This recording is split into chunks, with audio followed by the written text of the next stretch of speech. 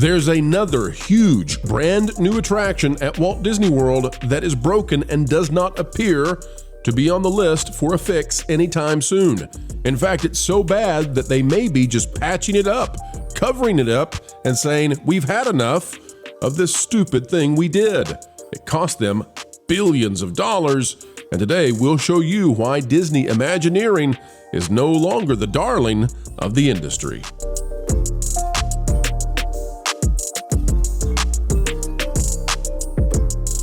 Hello and happy day to everybody out there. It's a hip hip hooray that we get to spend time with you. We ask that you do click the like button. And folks, we have a few things to say about Epcot at Walt Disney World and the mishap that has happened to guests who were looking for a good time and great expansions. Disney spent billions, and guess what? The little lights are not twinkling, Clark. No, they're really not twinkling. We'll explain why that is a sprinkling of doom for the Imagineers who may have been hired based on DEI. Folks, get ready, click the like button. It's time to understand Disney World in a way many of those other channels simply refuse to cover. Take a look at this, folks. We've got Disney World updates and fixes soaring at Epcot. Tom Bricker over at Disney Tourist Blog is the author.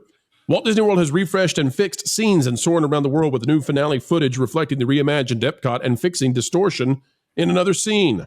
This post offers details about the changes along with our commentary. Let's start at the end with the new finale to one of Epcot's most popular attractions. Soarin' Around the World now culminates in a flyover of World Celebration, complete with working in-ground lighting, replacing the former Future World finale that has been obsolete since 2019. There's just one problem, folks. It turns out that all of this wonderful stuff they've done with Soarin', it's already out of date because their stuff is out of date. And what do I mean by that? I mean, it works in the movie, but not in the ground. I was going to say about the lights. As of this date, the lights are not twinkling, Clark. No. Yeah, tell us about it. Yeah, after I think one day after they pressure washed it, the lights don't work. So when you go to Epcot and you go in this garden, you don't see these beautiful LED light patterns. You see, well, they've covered it up now, but you would see these little tiny dots of light kind of saying, I'm still here. Really, I can make it. But it is gone. I am reminded, when they originally built Disneyland, to hide the tracks in the Jungle Boat ride, they clouded the water using something called oyster shell powder. Literally, the powdered shells of oysters. The problem is it's very abrasive, and it got into the gears of the hippos and started jamming them. And there's a famous clip of Walt out there in waders like fishermen wear, frustrated with this thing, saying, quote, I know this thing works. I've seen it on television. Yes. Well, similar situation here. We know those lights work. We saw them in the big movie. Honest. Yeah. Anyway. But Vash, they're not working. Walk us through some of the latest errors that Disney Imagineering has been culpable of creating where things just aren't working anymore. And now it's really turning into a situation where you see it in the film, you see it on the ride, but you won't see it in real time when you walk outside. It is so wild how this is all kind of transpired. So they've imbued all of these surfaces and so forth with these LEDs, and for some reason they just aren't working. As Lorena beautifully pointed out, you can see on screen right there the logo that should be illuminated every single night in a perfect array, I will say. But yeah, it only works in the movies, folks, because if you go there now, there's hardly any light at all. And yeah, they're starting to cover it, but not well, as recent photos have illustrated, which is a real tragedy there. But this isn't the only place where lighting isn't working. The entrance lighting to the ring of LEDs that are around the entrance turnstiles and also to the entrance fountain aren't working either. So it's so bizarre. And there's also some other questionable construction going on. I believe the faucets in the Communicore restrooms were coming out of the wall, and just all sorts of construction problems associated with this specific project right here. So yes, you were getting the glitzy sewage smell next to Moana. And it's not just Epcot, it's Tiana's. Tiana's Bayou Adventure is not functional.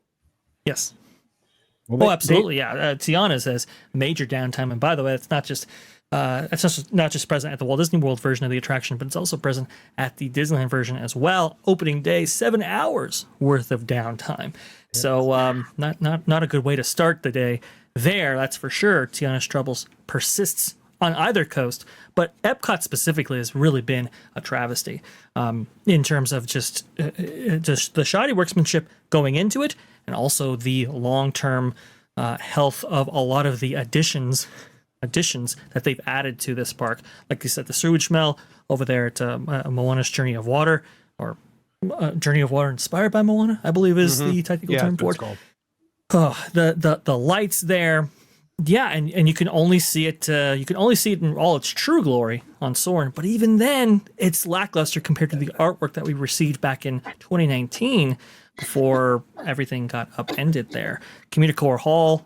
You just go on and on and on. This was really a beacon for Walt Disney World, this theme park. A lot of people considered it the true representative park of Walt Disney World. Obviously, a big annual pass holder base.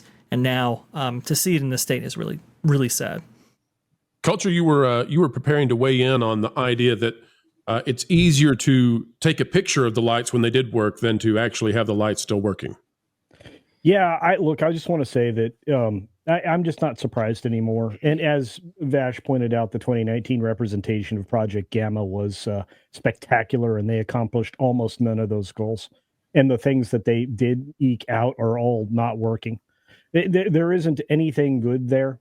And this could have been beautiful. But again, I mean, they took out some of the most amazing architectural elements, some of the best kinetic elements, to give us nothing in return. And can I put a vote in as saying, before they yanked it out, that was the best fountain Disney ever did? Ever. Yeah. No, yep. Absolutely. I mean, look, the jumping waters that they accomplished there, the idea that they had tackled all the engineering, issues with hydraulically driven water plumes like that. Nobody else was doing that until Disney did it. Disney accomplished all of these things, and they were incredible, obviously entertainment features, but they were also engineering features and works of art as well. And now, this is very disappointing and just kind of static. Again, there's nothing to drive the eyeball. I mean, not even the changes in the color of Spaceship Earth with the LEDs and all that are nearly as impressive as the fountains and other things. But the fact that very little of what they've done works, and the fact that they've already had to work out the lighting for Walt a couple of times at Dreamer's Point, which is the antithesis of everything Walt stood for. I feel like you know what that word means. I do.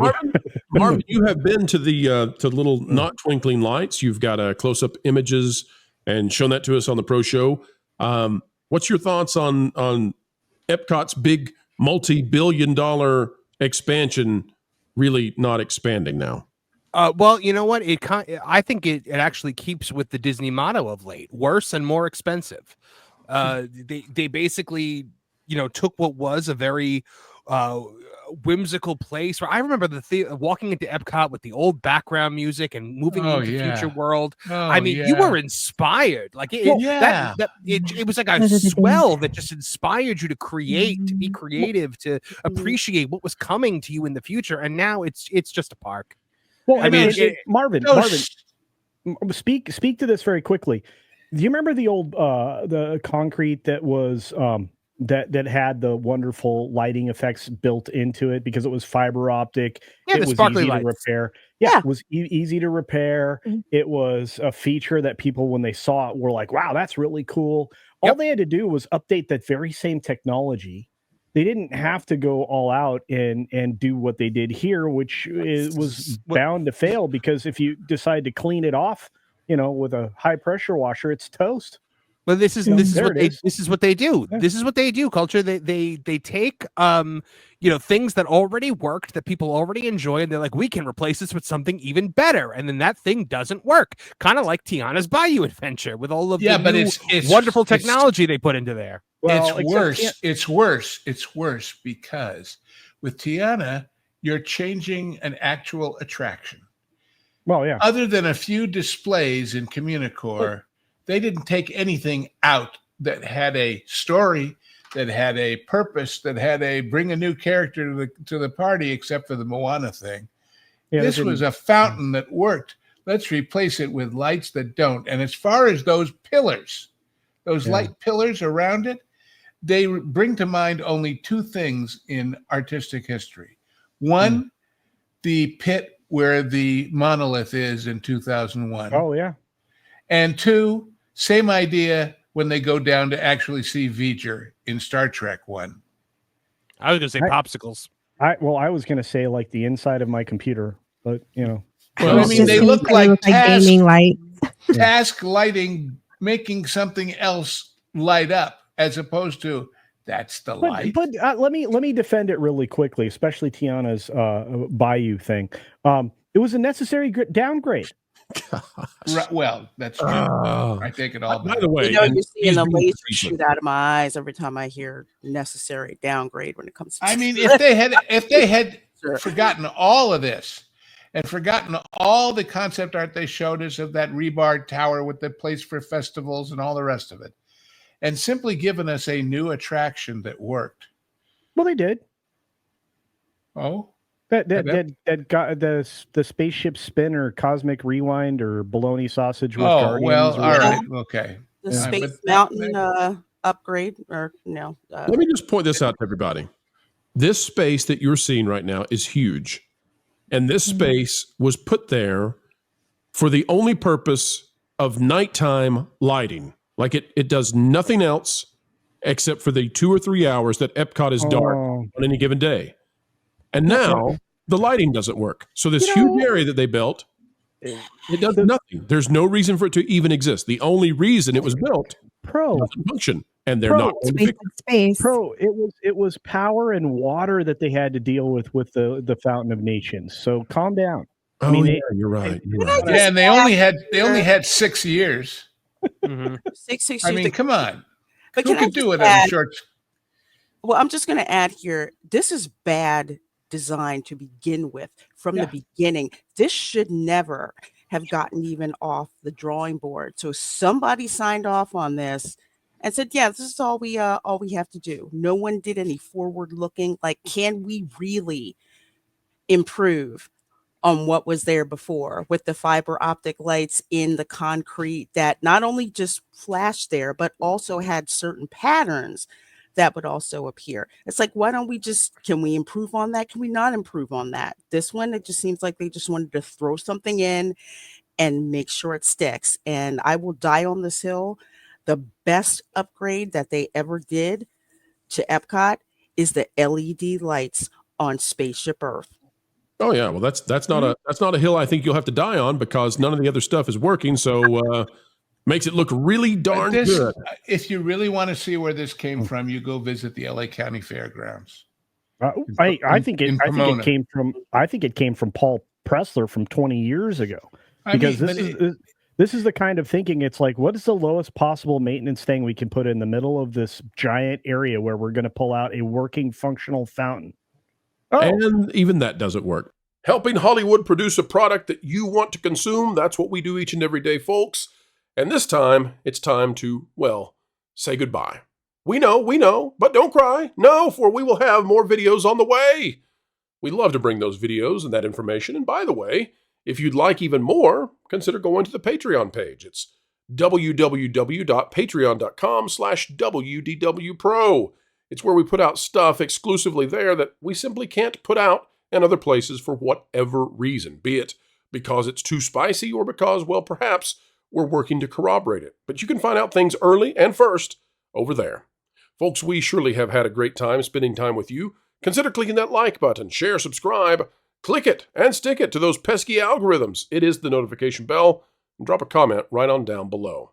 Until the next time, keep learning, keep growing, and keep having fun.